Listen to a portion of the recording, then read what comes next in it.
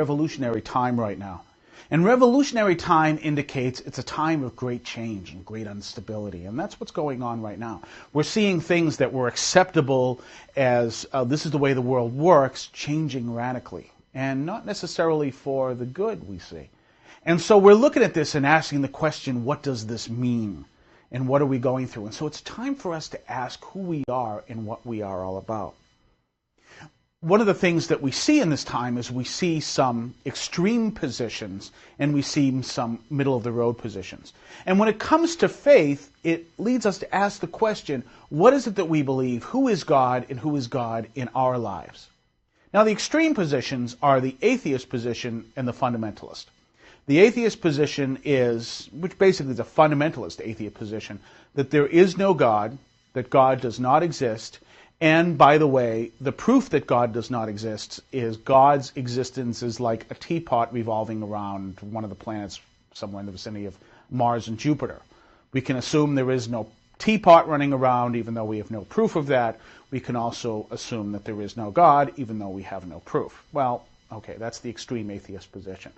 The extreme fundamentalist position is everything we need to know about God can be found between the first chapter of Genesis, the first word in Genesis, and the last word in Revelation. And those two positions on the far edges now lead us to question the middle positions. What is it that we truly believe? Because in both of these, you have one position that says there is faith, but there's no science. You have another position that says that there is science, but no faith. We need to understand that within the context of what it is we are all about and who we are. And that middle road says there is science and there is faith. And the key word that throws everything into an upheaval is evolution. But it shouldn't, because evolution actually brings us to understand ourselves in very profound places. Let me show you. See, evolution is not, people say, well, evolution is all about survival of the fittest, and evolution is all about coming from monkeys and all the other stuff. No. Evolution is very simply about this. It's about species, including our own, adapt to the environments around them. And so, if the environments change, the species over generations will adapt to those environments. But there's a key issue in this, and that issue is simply this. If species change, and their environments change, and the species change with the environments, that means that if we are the products of evolution, that we are not the omniscient people that many who do not believe in God say we are. It's the reason why I'm not an atheist, because the basic atheist position is, I have perceived all of reality and I didn't see God, therefore God does not exist. That means that you are capable of perceiving all reality. Evolution says no. You're only capable of experiencing the reality around you as evolution has brought you to that point in light of the adaptations that were needed because of the environments around you.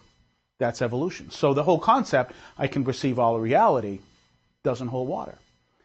The other side is faith. In faith, we have to be careful of, because the one side says, well, faith says everything we need to know. That's the fundamentalist position.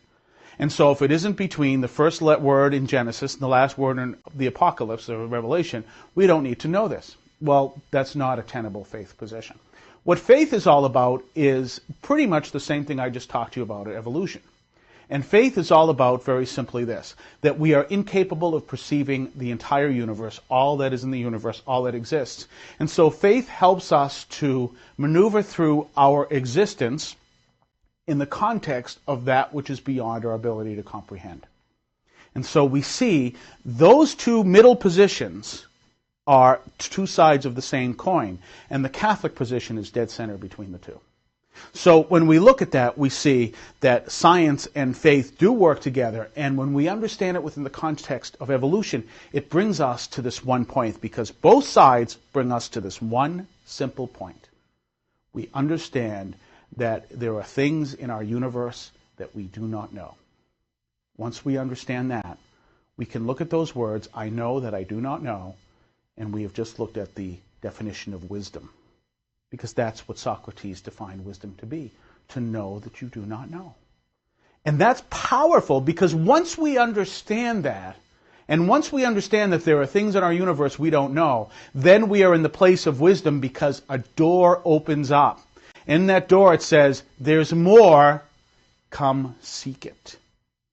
When we are on the opposite position, we turn around and say, I have it all figured out. I know that there is no God, and I know that this, and I know that, and I know everything that I need to know is between the first and last words in the Bible.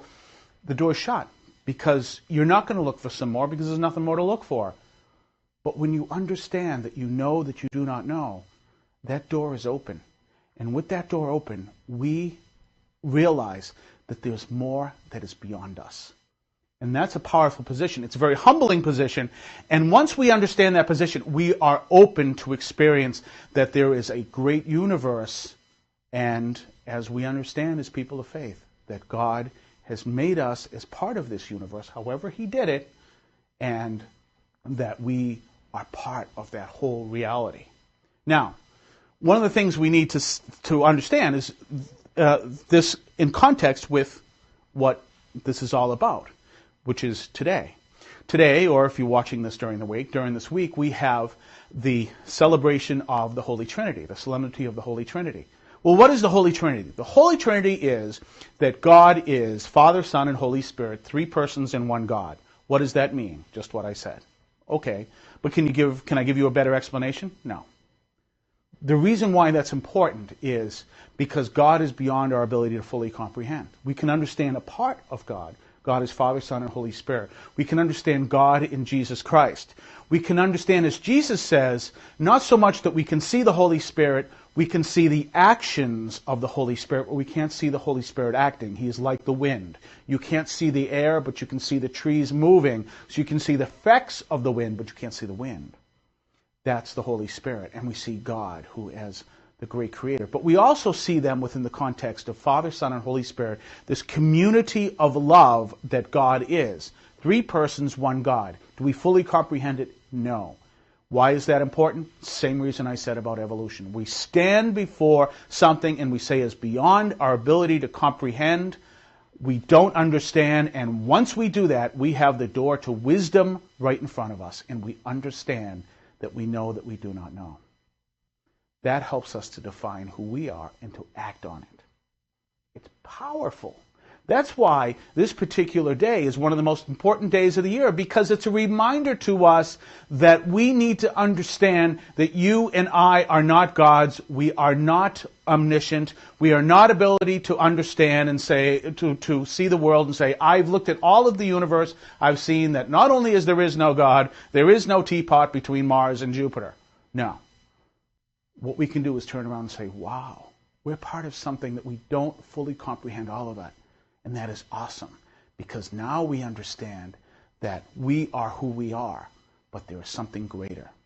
And that something greater is not only God, but all of the elements of His creation that is beyond our ability to comprehend.